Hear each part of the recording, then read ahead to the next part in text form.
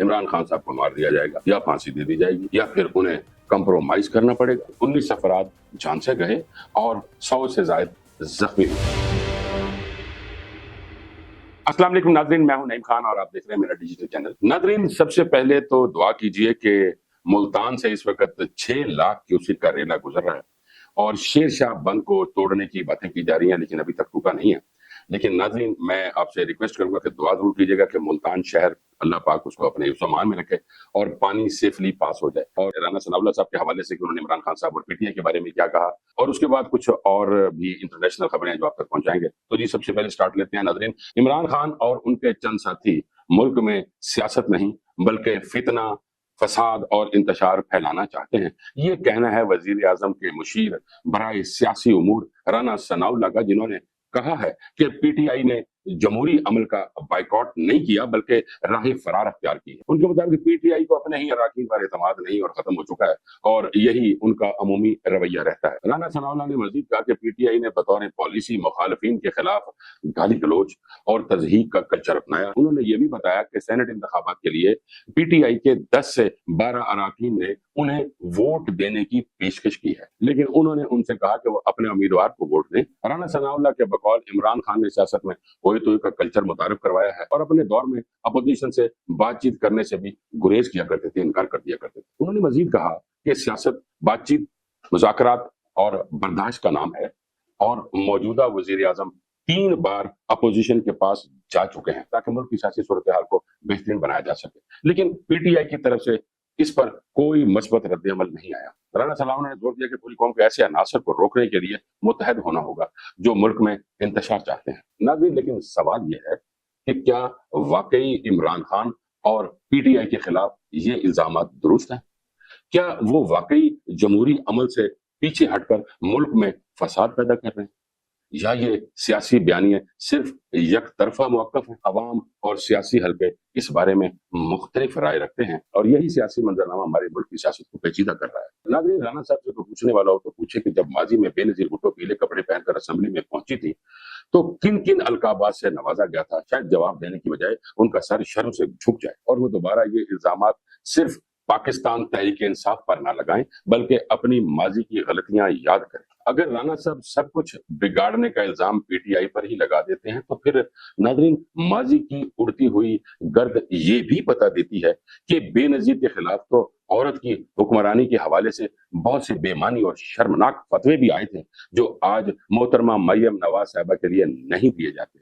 अगर राना साहब को तसल्ली ना हो तो जहाजों से गिराई जाने वाली तस्वीर की बातें भी बहुत से लोग करते हैं। न जाने राना साहब ये सब कुछ क्यों भूल गए हैं। ये तो माजी की पुरानी बातें हैं। कल की बात है कि जब हमारे वजीर दिफा ख्वाजा आसिफ साहब एक सीनियर खातून सियासतदान शीरी मजारी को ट्रैक्टर ट्रॉली कहा करते थे। राना सनाउल्लाह ने मजीद कहा कि इमरान खान की जेल में मुलाकात, खुराक और दीगर सहूलियात पर कभी बात नहीं की गई और उनकी सिक्योरिटी को फूल प्रूफ बनाया जाना चाहिए। उन्होंने अलीमा खान के साथ पेश आने वाले जो वाकया था उसकी भी मजम्मत की और कहा कि ऐसे वाकयात सियासी अमल में रुकावट बनते हैं। नाज़रीन, अब आते हैं इमरान खान की जिंदगी को लाहक खतरात की तरफ। गुज़श्ता चंद हफ्तों से ये खबरें भी सामने आ रही हैं कि खुदा न खास्ता इमरान खान साहब को मार दिया जाएगा या फांसी दे दी जाएगी या फिर उन्हें कंप्रोमाइज करना पड़ेगा। इस हवाले से साबिक गवर्नर सिंध मोहम्मद जुबैर ने कहा है कि मेरा अंदाजा है कि मरी में होने वाली मीटिंग में ये फैसला हुआ है कि बानी पीटीआई इमरान खान को खत्म ही कर दें तो बेहतर होगा। फैसला करने जा रही हैं उनको फांसी लगाने का। इस हवाले से उन्होंने मजीद कहा कि इमरान खान की भुट्टो से मकबूलियत कहीं ज्यादा है। अगर ऐसा हुआ तो उसकी कीमत आने वाली कई नस्लों को चुकानी पड़ेगी। ये बात गवर्नर सिंध, जो साबिका गवर्नर सिंध है, उन्होंने फरमाई मोहम्मद जुबैर साहब। नाज़रीन, अब आते हैं कुछ आलमी मंजरनामे की तरफ। नेपाल में हालिया पुरतशद्दुद मुजाहरों के बाद हुकूमत ने मुल्क भर में सोशल मीडिया पर आयद पाबंदी खत्म कर दी है। ये फैसला उन मुजाहिरों के बाद सामने आया है जिनमें 19 अफराद जान से गए और 100 से ज्यादा जख्मी हुए। गुज़श्ता हफ्ते नेपाल में हुकूमत ने फेसबुक समेत मुतअद्दिद सोशल मीडिया प्लेटफॉर्म पर यह कहकर पाबंदी आयद की थी कि ये प्लेटफॉर्म्स रजिस्ट्रेशन कानून की खिलाफ वर्जी, जाली अकाउंट्स के जरिए नफरत अंगेज मवाद, झूठी खबरें और ऑनलाइन फ्रॉड का जरिया बन रहे हैं।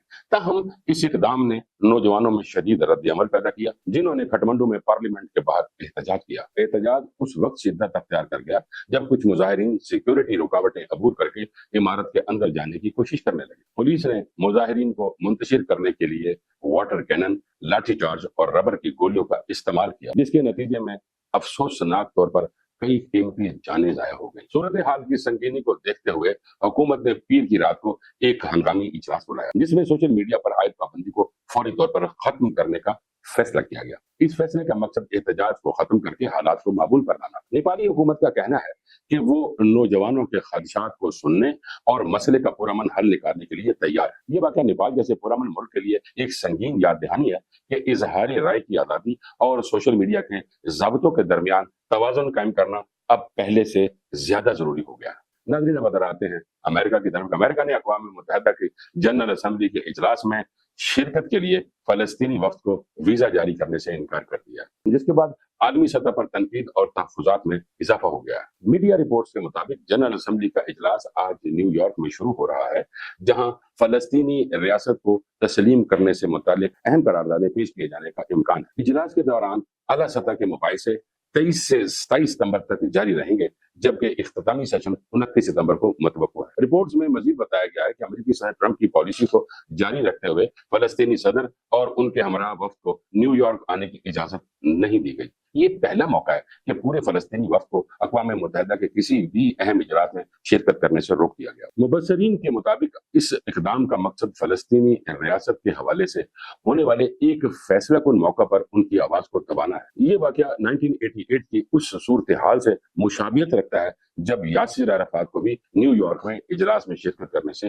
रोक दिया गया था। ताहम इस बार मामला मजीद संगीन है, क्योंकि ये रुकावट एक ऐसे वक्त में सामने आई है जब ओस्लो मुआहिदे के मुताबिक फलस्तीनी सफारती कोशिशें एक अहम मोड़ पर पहुंच चुकी हैं। खुसूसी तवज्जो इस कॉन्फ्रेंस पर है जो 22 सितंबर को न्यूयॉर्क में मुनक़िद होने वाली है, जहां 2 रियासती हल पर मबनी मुस्तक़बिल के इम्कानात पर गुफ्तगू होगी। इस इजलास की क़यादत सऊदी अरब और फ्रांस कर रहे हैं और फलस्तीनी सदर की शिरकत इसमें कलीदी समझी जा रही थी। इम्कान जाहिर किया जा रहा है कि बरतानिया, फ्रांस, कनाडा, ऑस्ट्रेलिया समेत कई ममालिक फलस्तीन को बाज़ाब्ता तौर पर तस्लीम करने का ऐलान कर सकते हैं। यूरोपीय पार्लियामेंट के रुकन फर्क लॉसन ने इस सूरत हाल पर रद्द अमल देते हुए तजवीज दी है कि अक़वाम मुत्तहिदा का इजलास न्यूयॉर्क की बजाय जिनेवा मुंतकिल किया जाए, ताकि फलस्तीनी क़यादत को अपने मौक़िफ़ के इजहार का मौका दिया जा सके। उनके मुताबिक ये वक्त है कि आलमी बरादरी सदर ट्रंप की पॉलिसियों को वाज़ेह पैगाम दे और फलस्तीनी अवाम के हक की नुमाइंदगी को तस्लीम करे। नाज़रीन, अब जरा दरियाओं की सूरत पर बात करते हैं। सबसे पहले चनाब दरिया की त्रिमु बैराज पर 3,60,188 जो है वो इस वक्त पानी चल रहा है, आउटफ्लो है उसका। पैनत के मकाम पर 3,96,836 क्यूसेक पानी इस वक्त चल रहा है। रावी की बात करें तो बल्लोकी पर इस वक्त सूरत 91,280 क्यूसेक पानी जो इस वक्त दरिया में चल रहा है, हाई फ्लड के ज़मरे में आता है। और अगर सदनाई की बात करें, सदनाई बैराज 1,29,470 क्यूसेक पानी चल रहा है जो वेरी हाई फ्लड है।